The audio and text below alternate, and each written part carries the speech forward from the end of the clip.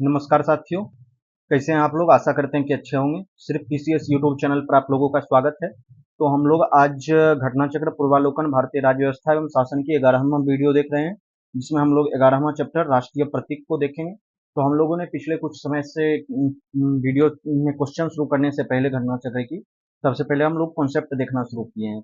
तो देखिए, इसमें राष्ट्रीय प्रतीक में कुछ कॉन्सेप्ट देखेंगे, उसी के आधार पर सारा क्वेश्चन जो है वो बन जाएगा।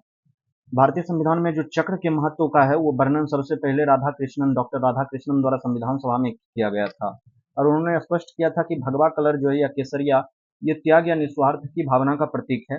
सफेद रंग जो है वो सच्चाई के पथ पर चलने और अच्छे आचरण का प्रेरणा देता है। और हरा रंग जो है वो मिट्टी और वनस्पतियों के साथ हमारे संबंधों का उजागर करता है। और बीच में जो चक्र है वो अशोक चक्र धर्म के राज्य का प्रतीक है। चक्र प्रगति प्रतीक है। जड़ता प्राणहीनता का प्रतीक है। भारत का राष्ट्रीय ध्वज तिरंगा जो है वो 3 रंगों की पट्टी में विभाजित है और इसकी लंबाई और चौड़ाई का अनुपात 3:2 होगा। ये 3 होगा और ये 2 होगा। इसकी ये 3:2 के रेशियो का क्वेश्चन यूपीएससी के द्वारा 2023 के प्रारंभिक परीक्षा में भी पूछा गया था। इस चीज को आप लोग देख भी सकते हैं या हम लोग ऐड कर देंगे उसको। केसरिया रंग जो है वो साहस का प्रतीक है। श्वेत रंग शांति और सच्चाई का प्रतीक है। और हरी जो रंग है वो उर्वरता और समृद्धि का प्रतीक है। नीला चक्र जो बीच में है उसमें 24 तिल्लियां होती है, जिसका प्रारूप सारनाथ के अशोक के सिंह स्तंभ से लिया गया है, जो न्याय का प्रतीक है। पिंगली वेंकैया जो है वो पिंगली वेंकैया जो है वो क्या किए थे, सॉरी, भारतीय राष्ट्रीय ध्वज को तैयार किया था। ये बात आप लोग ध्यान में रखेंगे, कहीं ना कहीं ये क्वेश्चन पूछा गया होगा।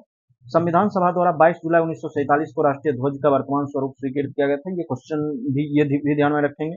यहाँ से दूसरा क्वेश्चन डिराइव होने की संभावना है। आज तक हो चुका है डिराइव, ये नहीं है जो नया डिराइव होगा, लेकिन ये पूछा जाता है। भारत का राज्य चिन्ह सारनाथ स्थित अशोक के सिंह स्तंभ की अनुकृति है, जिसे 26 जनवरी 1950 को अपनाया गया था। इस पर नीचे देवनागरी लिपि में सत्यमेव जयते लिखा गया। तो ये क्वेश्चन यूपीएससी पूछा था कि सत्यमेव जयते कहाँ से लिया गया, तो ये जो है वो मुंडकोपनिषद से लिया गया है। जनगण मन 24 जनवरी 1950 को संविधान सभा द्वारा आधिकारिक रूप से अंगीकृत किया गया था। 24 जनवरी 1950 ध्यान में रखेंगे, ठीक है। और ये 52 सेकेंड का है। 27 दिसंबर 1911 को इसे कांग्रेस के कलकत्ता अधिवेशन में पहली बार गाया गया था, ठीक है। कांग्रेस के कलकत्ता अधिवेशन में जो है वो पहली बार गाया गया था इसे। चलिए आगे हम लोग देखते हैं। रविंद्रनाथ टैगोर द्वारा यह रचित है, सॉरी 1 सेकेंड आप लोग रुकिएगा, 1 second, sorry sorry sorry sorry extremely sorry.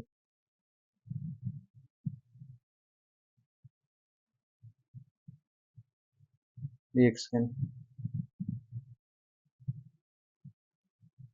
यहाँ थे हम लोग, ठीक है। राष्ट्रीय प्रतीक पे थे, ठीक है। बस 1 सेकेंड के लिए माफी चाहेंगे आप लोगों से। चलिए, तो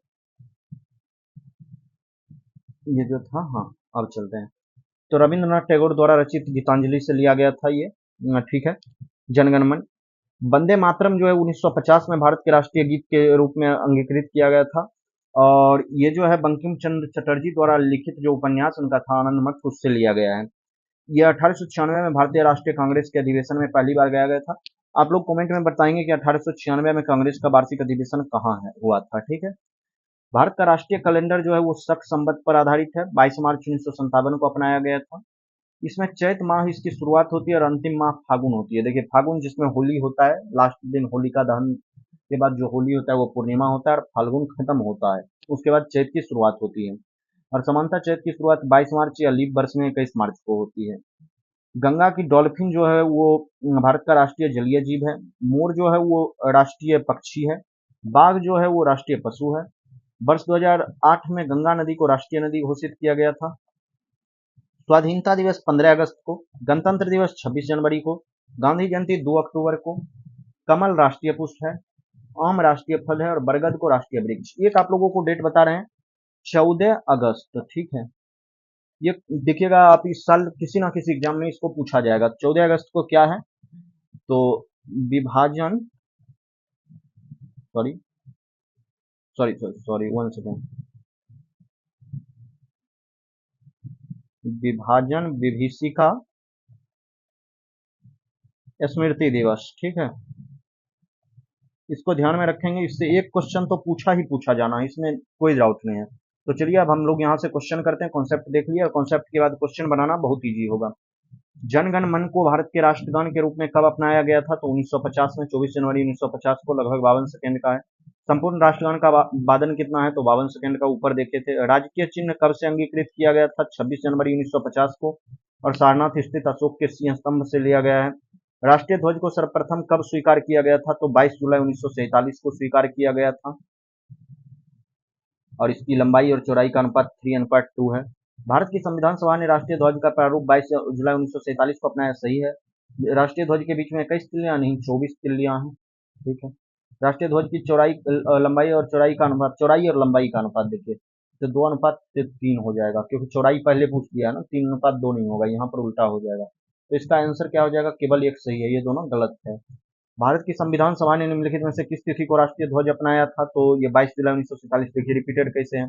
ध्वज के प्रारूप को किस दिन स्वीकार किया गया था? तो 22 जुलाई 1947। लगभग एक ही क्वेश्चन। राष्ट्रीय पशु कौन सा है? तो बाघ, ठीक है। इसे पेंथरा टाइगर्स भी कहते हैं, वैज्ञानिक नाम है। 1973 में बाघ परियोजना शुरू हुई थी, इसको ध्यान में रखेंगे। राष्ट्रीय पुष्प कौन सा है? कमल है, ठीक है। इसका वैज्ञानिक नाम नेलेम्बो न्यूसिफेरा है। राष्ट्रीय पक्षी कौन सा है? तो मोर है, ठीक है। इसका नाम पावो क्रिस्टेसस है। राष्ट्रीय वृक्ष बरगद है। पुष्प कमल है। राष्ट्रीय फल आम है। राष्ट्रीय वाक् सत्यमेव जयते है। सत्यमेव जयते कहाँ से लिया गया? आप लोगों को अभी बताए थे, जल्दी बताइए। मुंडकोपनिषद से लिया गया है। राष्ट्रीय ध्वज में चक्र किसका प्रतीक है? न्याय का है। इसकी चर्चा कॉन्सेप्ट में कर चुके हैं। 24 तिल्लियां हैं। राष्ट्रीय ध्वज में आरो की कुल संख्या कितनी है? तो 24 आरो, यानी वही तिल्ली की, ठीक है। और संयोग से देखिए ये उत्तराखंड पीसीएस का क्वेश्चन था, ये लोअर का 2010 का क्वेश्चन था। राष्ट्रीय पंचांग में से कौन सा भारतीय राष्ट्रीय पंचांग विक्रम संवत पर आधारित है? नहीं, शक संवत पर आधारित है। राष्ट्रीय पंचांग को 26 जनवरी 1950 को अपनाया गया था? नहीं, 22 मार्च 1957 को अपनाया गया था, ठीक है। इस चीज को ध्यान में रखेंगे आप लोग। तो चलिए आज का चैप्टर बहुत छोटा था, खत्म हो गया। तो हम लोग मुख्य रूप से कॉन्सेप्ट पर ध्यान देंगे। कॉन्सेप्ट के बाहर क्वेश्चन नहीं जाता है, इस बात को भी आप लोग देख चुके हैं। और साथ ही साथ क्वेश्चन की भी प्रैक्टिस हो जा रही है। अगर इसी तरह से प्रैक्टिस चलता रहा तो आप लोगों का भी प्रैक्टिस हो जाएगा और मेरा भी हो जाएगा। मेरा तो हो ही चुका है प्रैक्टिस, बाकी आप लोगों का प्रैक्टिस हो जाएगा। देखिए, कभी भी कोई भी आदमी जन्मजात महान नहीं होता है। Practice makes man perfect. जब तक आप प्रैक्टिस नहीं कीजिएगा, अभी तक जिसका भी प्री निकला है, आप उनसे पूछिएगा कि उन्होंने प्रैक्टिस में क्या किया था, तो उन्होंने घटना चक्र की लगभग सारे क्वेश्चन उन्होंने लगाए थे। अभी दृष्टि की पीपीएस है, बहुत सारे स्टूडेंट वो भी लगाते हैं।